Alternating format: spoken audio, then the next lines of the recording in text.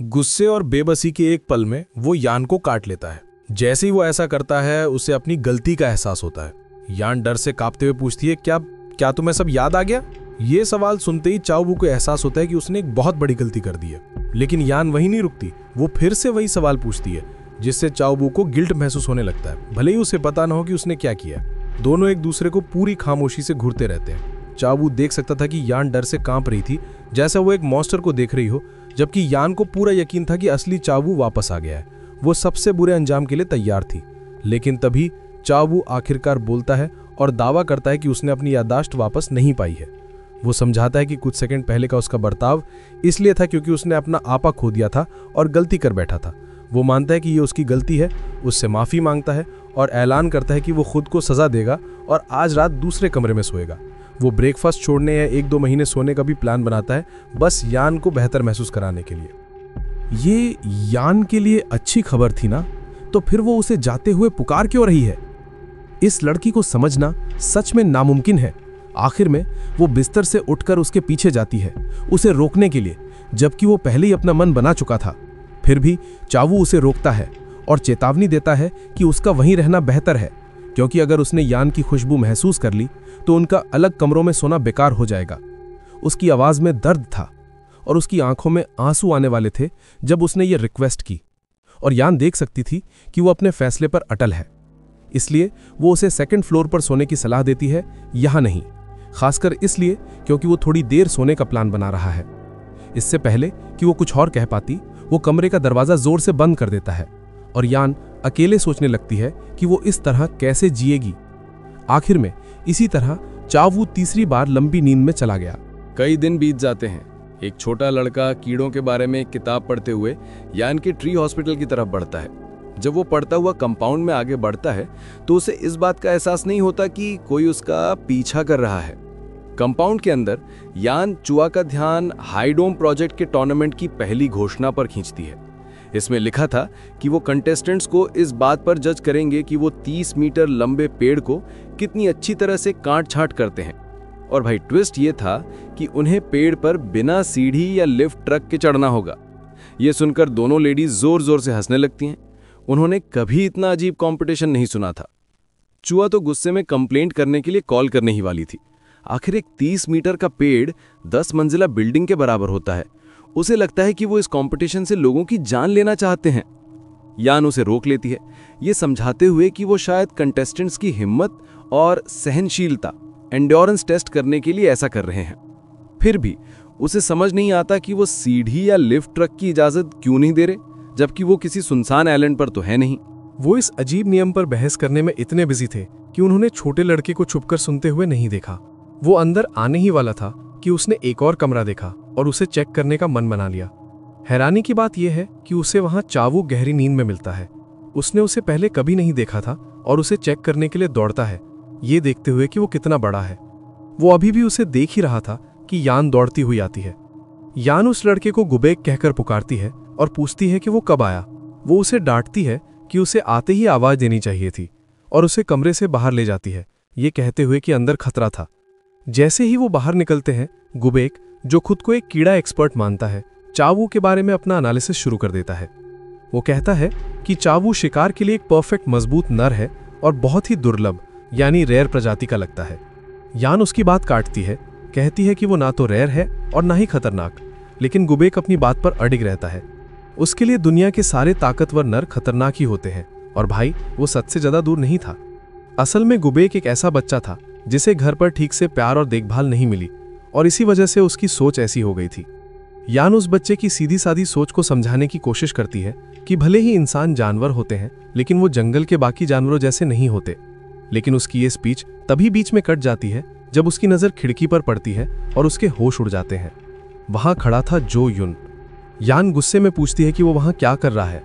जो युन कहता है कि उसने बच्चे को कंपाउंड में आते देखा, इसलिए वो पीछे पीछे चला आया। चाओबू के आने पर जहां गुबेक ने उसे एक ताकतवर नर कहा था, वहीं जोयुन को देखते ही गुबेक नतीजा निकालता है कि ये एक बदमिजाज, बर्बाद हो चुका नर है। उसका ये कमेंट जोयुन को चुभ जाता है, लेकिन किसी को कोई फर्क नहीं पड़ता। यान गुबेक को इंतजार करने के लिए कहती है जब तक वो इस आदमी से निपटती है। सबसे पहले वो जानना चाहती है कि जो यून उसके घर पर क्या कर रहा है और पुलिस को बुलाने की धमकी देती है। लेकिन जो यून उसकी धमकियों को हवा में उड़ा देता है और सीधा पूछता है, क्या वो लड़का तुम्हारा बच्चा है? यान समझ जाती है कि वो क्या सुनना चाहता है, इसलिए वो उसे थोड़ा ट्रोल करने का फैसला करती है और ऐसे बिहेव करती है जैसे गुबिक सच में उसका बेटा हो। ये सोचते ही जो यून के पैरों तले जमीन खिसक जाती है। वो बिलीव करने लगता है कि यान सालों पहले इसलिए गायब हो गई थी ताकि वो अपने प्रेग्नेंट होने की बात छुपा सके। यान उसे बताती है कि वो गायब नहीं हुई थी, बल्कि उसकी वजह से उसे नौकरी से निकाल दिया गया था। लेकिन जो यून का ड्रामा चलता रहता है। उसे लगता है कि यान ने उसे धोखा दिया है और वो एक फेलियर है। दिल टूटा हुआ वो चीख कर कहता है कि वो उसे इस तरह से कैसे धोखा दे सकती है और ऑर्डर देता है कि वो अभी के अभी फैमिली रजिस्ट्री ऑफिस चले। वो दावा करता है कि वो उसकी शादी की बात तभी मानेगा जब वो मैरिज सर्टिफिकेट देखेगा। लेकिन भाई यान को उसके इस ड्रामे से कोई फर्क नहीं पड़ता। वो आराम से पुलिस को फोन लगाती है और एक स्टॉकर के उसके घर में घुसने की रिपोर्ट कर देती है।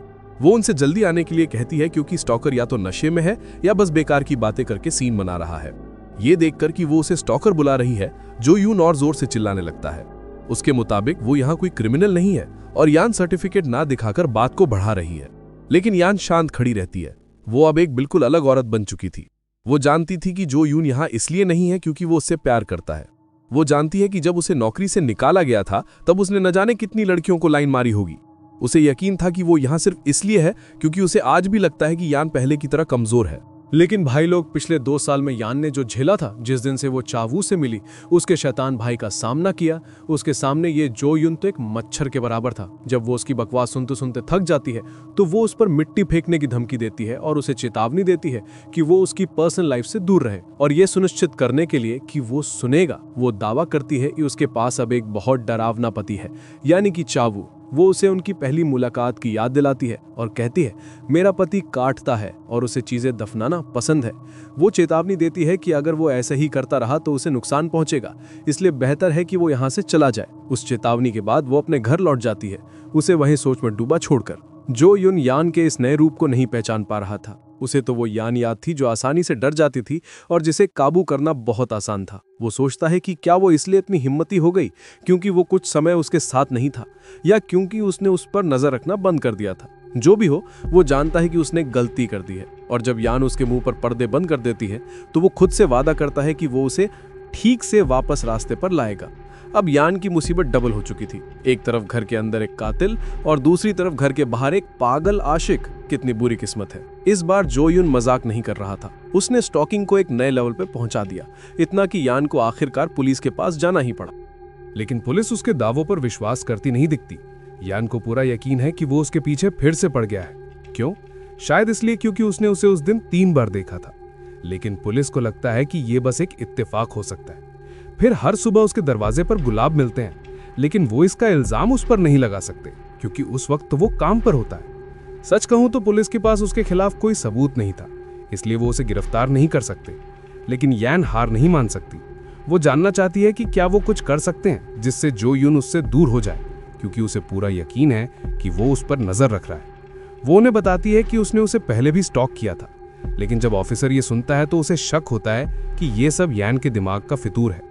वो इस संभावना पर इसलिए विचार करता है क्योंकि 2 साल पहले उसने एक हत्या की झूठी रिपोर्ट की थी। हाँ भाई लोग, ये वही केस था जिसमें चावू शामिल था, जिसे उसे कवर अप करना पड़ा था। फिर भी ये सुनकर यान पर कोई असर नहीं होता। जो चीज उसे हिला कर रख देती है वो ये है कि जो यून के स्टॉकिंग का कोई ऑफिशियल रिकॉर्ड ही नहीं है। ये खबर उसे इतना जोर से लगती है कि कुछ मिनट बाद वो अपने कमरे में सोए हुए चावू को देख रही होती है। वो बिल्कुल थकी हुई और हारी हुई लग रही थी, जैसे उसके पास कोई रास्ता नहीं बचा है और वो बस उसे जगाना चाहती है। तभी चूहा कमरे में आती है और उसे चेतावनी देती है, अगर तुम उसे जगाना चाहती हो तो उसके जगने के साथ आने वाले बोझ के लिए भी तैयार रहना। वो उसे समझाती है कि अगर वो उसे जगाती है तो उसे कुछ ना कुछ कुर्बान करने के लिए तैयार रहना होगा। वो उसे हमेशा एक कातिल की तरह ट्रीट करके दूर नहीं ढकेल सकती।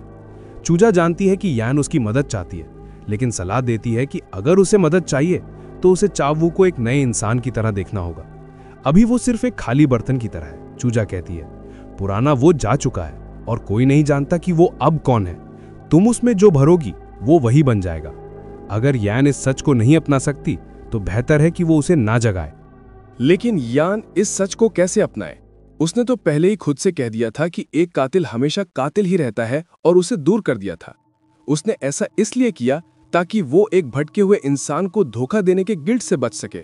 जब वो खाद फर्टिलाइजर बना रही होती है तो वो खुद को इस बात के लिए कोसती है कि वो उसे दूर करने के बाद भी कितनी बेशर्मी से उसकी जरूरत महसूस कर रही है। वो खुद भी हैरान है कि वो इतनी स्वार्थी कैसे हो सकती है। वो जानती है कि अगर चाहो वो जाग गया तो वो उसकी स्टॉकर वाली प्रॉब्लम को चुटकी में खत्म कर सकता है, लेकिन उसे यकीन नहीं है कि वो एक कातिल पर भरोसा कर सकती है। आखिर में वो फैसला करती है कि उसे उस कातिल वाले हिस्से पर भरोसा करने की जरूरत नहीं है, लेकिन वो उसके नए हिस्से पर भरोसा कर सकती है जो सिर्फ उसके लिए जीना चाहता है। जब तक वो खाद बनाना खत्म करती है तब तक आधी रात हो चुकी होती है। अपने विचारों को सुलझाने के बाद वो जानती है कि उसे क्या करना है। तभी उसे अपनी खिड़की पर कोई अंदर झांकता हुआ दिखता है। वो जो यून था और एक बहुत ही क्रीपी आवाज में वो उससे कहता है, तुम्हारा कोई पति नहीं है। जैसे ही वो ये कहता है, चाओ वो आंखों में आंसू लिए जाग जाता है।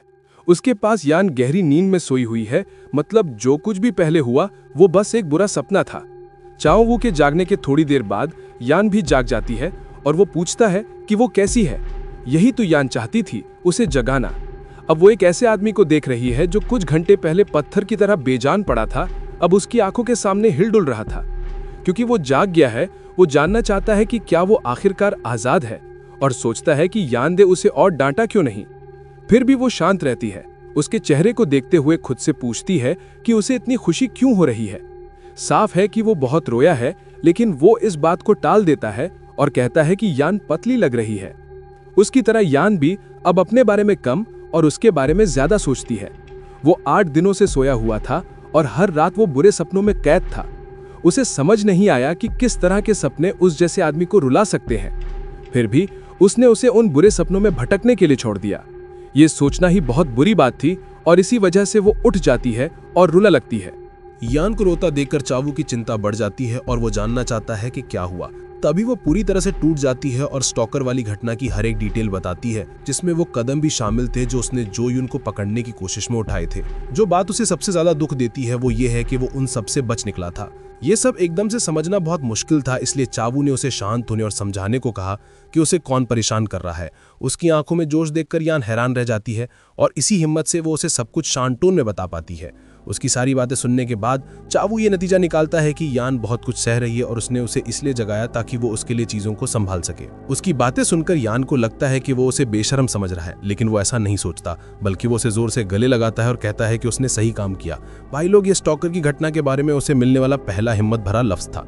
उसे याद आता है कि पुलिस ने उस पर विश्वास नहीं किया, लेकिन यहाँ चावू उसे सांत्वना दे रहा है। चावू चाहता है कि वो सब कुछ उस पर छोड़ दे। उसकी चमकती आंखों में देखकर साफ था कि जो यून ने अपनी औकात से बड़ा पंगा ले लिया है। चावू उसे तुरंत शिकार करने जाना चाहता है और चाहता है कि यान आराम करे, लेकिन वो उसे रोक देती है। इससे पता चलता है कि उसे दोषी की कितनी कम परवाह है। वो उसे एक कीड़ा बग कहता है। जब वो उसे रोक देती है तो वो उसकी तारीफ करता है कि वो कीड़ों के प्रति भी इतनी दयालु है। चाऊ कहता है कि वो कीड़ों के प्रति भी इतनी दयालु है, लेकिन कहता है कि कुछ भी करने से पहले उसे पकड़ना होगा। लेकिन तभी यान एक ऐसा बॉम्ब फोड़ती है जिससे चाऊ के होश उड़ जाते हैं। वो कहती है, मैंने उस कीड़े को पहले ही पकड़ लिया है। ये सुनकर चाऊ हैरान रह जाता है। वो दोनों देखने जाते हैं कि यान ने कितना अच्छा काम किया है और चाऊ ये देखकर बहुत इंप्रेस होता है कि उसने जो यून को बहुत अच्छी तरह से बांधा है। यान बताती है कि वो जानती थी कि गांठ बांधने की स्किल एक दिन काम आएगी, इसलिए उसने इसे सीख लिया था। आज ये काम आई। चावू जानना चाहता है कि उसने उसे आखिर पकड़ा कैसे। यान बताती है कि उसने पेपर स्प्रे का इस्तेमाल किया, क्योंकि उसने सुना था कि ये कीड़ों पर अच्छी तरह से काम करता है। उसने पहले से ही एक खरीद लिया था। उसने इसका इस्तेमाल उसे अंधा करने के लिए किया और फिर उसे बेलचे या शॉवल से एक हल्का सा थप्पड़ मारा। जो यून जिसने वो थप्पड़ महसूस किया था जानता था कि वो हल्का सा बिल्कुल नहीं था, लेकिन इससे चावू को कोई फर्क नहीं पड़ा। वो बस इतना जानता है कि वो यान के इस काम से बहुत प्रभावित है। यान के मुताबिक इस गंदे आदमी के बार बार उसके घर में घुसने के बाद वो गुस्से से पागल हो गई थी, लेकिन चावू फिर से उसकी तारीफ करता है कि उसने रस्सी को इतनी सफाई से बांधा है। वो देख सकता है कि यान काफी स्किल्ड है। जब वो दोनों इतनी आराम से बात कर रहे होते हैं, उनका शिकार जो यून और भी घबरा जाता है। उसे समझ नहीं आता कि ये दोनों उसे इस तरह बांधने के बाद इतने शांत कैसे हैं, और नतीजा निकालता है कि ये दोनों पागल हैं। उसके लिए ये साफ था कि इनमें से कोई भी सामान्य नहीं है और उसके लिए चीजें अब बहुत बुरी होने वाली थीं। तभी चावू उससे कहता है कि अब वो सब कुछ संभाल लेगा और यान को आराम करने की सलाह देता है। जाने से पहले यान उसे समझाती है कि वो काम उस पर इसलिए नहीं छोड़ रही है कि वो उसकी तरफ से गुस्सा हो, बल्कि इसलिए क्योंकि जो यून उनकी शादी पर शक कर रहा है और वो साबित करना चाहती है कि चावू उसका पति है। वो उसे फिर कभी नहीं देखना चाहती, लेकिन ये भी नहीं चाहती कि उसकी हत्या हो जाए। चावू इस बात पर मुस्कुराता है और उसे विश्वास दिलाता है कि वो अपने कैदी को खत्म नहीं करेगा। उसका जवाब इतना शांत और समझदारी भरा होता है कि यान को लगता है कि चूजा उसके बारे में सही थी। वो सच में एक खाली बर्तन है और अब से वो जो कुछ भी बनेगा वो इस बात पर निर्भर करेगा कि यान उसमें क्या भरेगी। खैर, यूस ऐसा तब तक लगता है जब तक चाबू ये नहीं कहता कि मैं इसे मार नहीं सकता, क्योंकि ये इसे मारने के लिए सही जगह नहीं है। भाई लोग, ये सुनते ही यान के सारे बुरे सपने फिर से जाग जाते हैं, जिससे उसे यकीन हो जाता है कि वो इस आदमी पर भरोसा नहीं कर सकती। वो अब घबराने लगती है और चाहती है कि वो उससे वादा करे कि वो कोई हत्या नहीं करेगा, और वो करता है। दावा करता है कि वो बस उसके लिए उसे एक सबक सिखाएगा। वो उसे विश्वास दिलाता है कि वो अंदर जा सकती है, लेकिन जैसे ही वो जाती है, बंधे हुए जोयुन की दबी हुई आवाज आती है। वो यान से भीख मांगता है कि वो उसे चावू के साथ ना छोड़े। उसका भीख मांगना आखिर में बेकार जाता है और यान चली जाती है, जिससे जोयुन को एहसास होता है कि वो कितनी बड़ी मुसीबत में फंस चुका है। अब वो बस अपने कैदी की भावहीन आंखों से अपनी हालत का अंदाजा लगा सकता है कि वो कितना खतरनाक लग रहा है। वो जानता है कि वो एक खतरनाक आदमी के सामने है। ये दिखाने के लिए कि वो कितना सीरियस है, चावू उसके ऊपर झुकता है और उसका नाम पुकारकर पूछता है कि उसका ठिकाना कहाँ है। ये देखकर कि वो जवाब नहीं दे सकता, वो उससे जवाब निकलवाने की कोशिश करता है जब तक उसे याद नहीं आता कि उसके होंठ सील हैं। फिर वो गेस करने का फैसला करता है कि उसका ठिकाना कहाँ है और उसे घसीट कर ले जाता है। जैसे ही उसके साथ बुरा बर्ताव किया जाता है, जो यून अपनी रिहाई की मांग करने के लिए छटपटाता है। वो जानता है कि उसे सुना नहीं जा सकता, लेकिन फिर भी कोशिश करता रहता है। उसके लिए कोई तरीका नहीं था कि उसका ठिकाना पता चल जाए जब तक उसे ठीक उसी बिल्डिंग में घसीट कर नहीं ले जाया जाता जिसका वो इस्तेमाल करता था। वो हैरान था, सोच रहा था कि उसे कैसे पता चला। तो चावू उसकी इस उलझन को शांत करने का फैसला करता है। वो समझाता है कि जब वो पहली बार घर से बाहर निकला था तो उसने उस घर को देखा और तुरंत समझ गया कि वहां से उस पर और यान पर जासूसी की जा सकती है। उस एहसास ने उसे ये समझने में मदद की कि ये स्टॉकर उस घर को जरूर खरीदेगा, और वो सही था। चावू को ये मजेदार लगता है और वो जो यून को कहता है कि उसे और सावधान रहना चाहिए था। वो कहता है, बेवकूफ की तरह बिहेव करने से हमेशा हार ही होती है, इसलिए तुम्हारे लिए कुत्ते की तरह बिहेव करना ही बेहतर है। उस बात के बाद चावू की शैतानी मुस्कान देखकर जो यून की रूह कांप जाती है। वो तुरंत समझ जाता है कि अगर उसे इस कंपाउंड के अंदर ले जाया गया तो वो जिंदा नहीं बचेगा।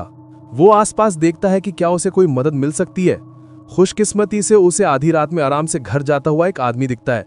वो उस आदमी को अपने बचाने वाले के रूप में देखता है और मदद के लिए भीख मांगने की कोशिश करता है, लेकिन उसका बचाने वाला कोई जवाब नहीं देता। वो बस वहीं खड़ा होकर थोड़ी देर देखता है और फिर अपने घर चला जाता है, जो यून को उस किस्मत पर छोड़कर जो चावू ने उसके लिए तय की है। और भाई लोग, यहाँ आता है एक और बड़ा ट्विस्ट। सड़क पर वो अनजान आदमी कोई अनजान आदमी या बचाने वाला नहीं था। वो पिछले 2 सालों से यान और चावू पर नजर रख रहा था, और इतने समय बाद अपने मालिक को इतने करीब से देखकर वो खुशी से झूम उठता है। आखिरकार चावू उसका यंग मास्टर है और उसे अपने आप ऐसे कचरे को साफ करते देखकर यह साबित होता है कि उसने सच में अपनी याददाश्त खो दी है। उसे लगता है कि उसके मास्टर की उंगलियां अब गंदी हो गई हैं और उसे उनकी बेहतर देखभाल करनी चाहिए, क्योंकि वो बहुत कीमती हैं। वो जानता है कि भले ही चावू बच्चा बन जाए, वो जो यून जैसे कीड़ों को आराम से संभाल लेगा, लेकिन सब कुछ साफ सुथरा करने के लिए वो बीच में आने का फैसला करता है। ऐसा करने के लिए वो एक फोन कॉल करता है और अपना नाम बोम ही बताता है। सुबह तक यान आखिरकार एकदम फ्रेश होकर जागती है। काफी समय हो गया था जब से वो इतनी अच्छी तरह से सोई थी या अपने कमरे में सोई थी। जल्द ही वो खुद से पूछती है कि वो अपने कमरे में कर क्या रही है। तभी उसे एहसास होता है कि पिछली रात उसने जोयून को चावू के साथ छोड़ने की गलती की थी। तुरंत वो जोर से चीखती है और उससे मिलने के लिए नीचे दौड़ती है। उस समय वो फूलों को काट छाट रहा होता है, लेकिन जब तक वो पहुंचती है वो अपना काम खत्म कर चुका होता है और उसका स्वागत करने के लिए तैयार होता है। वो उससे उसकी रात के बारे में पूछता है, जिससे यान को लगता है कि पिछला हफ्ता जब डर के मारे उसका खून सूख रहा था वो सब एक झूठ था। वो उससे पूछती है कि वो क्या कर रहा है और वो जवाब देता है, फूल सजावट की प्रैक्टिस कर रहा हूँ। वो जल्द से जल्द काम पर वापस जाना चाहता है क्योंकि वो अपनी सामान्य जिंदगी में वापस लौटना चाहता है। यान ऐसे बिहेव करती है जैसे सब ठीक है, लेकिन उसे ये देखकर बुरा लगता है कि एक ऐसा इंसान जो कुछ नहीं जानता उसकी हर बात सुनता है और उस पर अमल करता है। पिछली रात की घटना उसे और भी दोषी महसूस कराती है, लेकिन चावू उसके विचारों को तोड़ता है ये पूछकर कि क्या वो उसके बाल बांध सकता है। यान मना कर देती है, कहती है कि अभी वो ठीक हालत में नहीं है, लेकिन वो उसे बताता है कि वो उसे गलत समझ रही है। वो बस उसके बालों को छूना चाहता है और आखिरकार वो मान जाती है। जब वो उसके बाल ठीक करने लगता है तो उसे एक समय याद आता है जब उसने किसी औरत को अपने बाल बनवाते देखा था, जबकि उसके पास ऐसा करने के लिए कोई नहीं था। अचानक चावू उसे बीच में रोकता है और बताता है कि जोयून अब उसे कभी परेशान नहीं करेगा। वो उसे विश्वास दिलाता है कि अब वो आराम कर सकती है और उसके बालों को समेटता है, जिससे वो उसके मुताबिक बहुत सुंदर लग रही थी। यान उसकी इस तारीफ पर विश्वास नहीं करती, तो वो आगे कहता है कि उसका चेहरा शायद लोगों को पागल कर देता होगा। ये सुनकर यान का दिमाग आग बबूला हो जाता है, तो वो उसे शांत करता है ये पूछकर कि क्या वो भूखी है। वो भूखी थी और चालू ने पहले ही खाना तैयार कर रखा था, क्योंकि उसे शक था कि जब वो जागेगी तो भूखी होगी। खाना तैयार होने के साथ वो एक जोड़े की तरह डाइनिंग टेबल पर नाश्ता करने बैठते हैं। जब चाबू उससे पूछता है कि दोपहर के लिए उसके क्या प्लान्स हैं, वो उसे बताती है कि वो घर के कुछ काम निपटाएगी जो वो टाल रही थी, जिसमें वो उसकी मदद करने की पेशकश करता है। वो हैरान है कि वो मदद करना चाहता है, लेकिन वो उसे मदद करने देती है ये सोच कर कि वो सही कर रही है या नहीं। वो भी हैरान है कि उसे उसके साथ ये सब करने में इतना आराम महसूस हो रहा है, जबकि वो आम तौर पर ये सब अकेले करती है। एक सेकंड के लिए वो सोचती है कि क्या वो याददाश्त खोने से पहले घर का काम करता था। ऐसा इसलिए है क्योंकि वो ये सब बहुत नेचुरली कर रहा है, लेकिन फिर वो नतीजा निकालती है कि वो उसे उस समय घर का काम करते हुए इमेजिन नहीं कर सकती। वो नहीं बता सकती कि उसके अंदर पुराने चाबू का कितना हिस्सा बचा है। इस दौरान वो अपनी ही सोच में डूबा है। वो नहीं बता सकता कि क्या यान सच में उसकी परवाह करती थी जब वो वेजिटेटिव स्टेट में था। भले ही वो ना करती हो, वो उसके कोमल स्पर्श और तीखी नज़र को महसूस करने के लिए डिटर्मिन्ड है। अचानक उसे जिज्ञासा होती है। वो फूल तोड़ता है और पूछता है कि क्या उसने कभी फूल का रस चूसा है। जब वो दावा करती है कि उसने बचपन में कुछ बार कोशिश की है, तो वो चाहता है कि वो उसे दिखाए कि ये कैसे किया जाता है। वो सब कुछ चूसना चाहता है बिना कुछ छोड़े, और उसे एक फूल देता है ताकि वो उसे जल्दी से सिखा सके। वो उसे चूसती है, लेकिन चाबू को लगता है कि ये काफ़ी नहीं है। वो उसे ये भी बताता है कि इसे सही तरीके से कैसे करना है, और चाहता है कि वो फिर से कोशिश करे। भले ही वो महसूस कर सकती है कि वो उसके साथ खेल रहा है, वो वैसा ही करती है जैसा उसने कहा है, क्योंकि वो उसे मना नहीं कर सकती। जल्द ही उसे एहसास होता है कि वो असल में उसे चिढ़ा रहा है, खासकर इसलिए क्योंकि उसे अपनी हंसी रोकना मुश्किल हो रहा है। वो तुरंत कहती है कि वो इस तरह से नहीं खाती, तो वो जानना चाहता है कि वो कैसे खाती है। वो समझाती है कि वो सिरे को हल्के से काटती है, एक और चीज जो उसे मजेदार लगती है। फिर वो भी कोशिश करता है। और भाई लोग, हम सब जानते हैं कि वो अब फूलों के बारे में बात नहीं कर रहा था। वो एक ऐसे विषय पर चर्चा कर रहा था जो उन्हें पहली बार इंटीमेट होने की तरफ ले जाता है। अगर वीडियो अच्छा लगे तो चैनल को सब्सक्राइब कर देना। मिलते हैं नेक्स्ट एपिसोड में।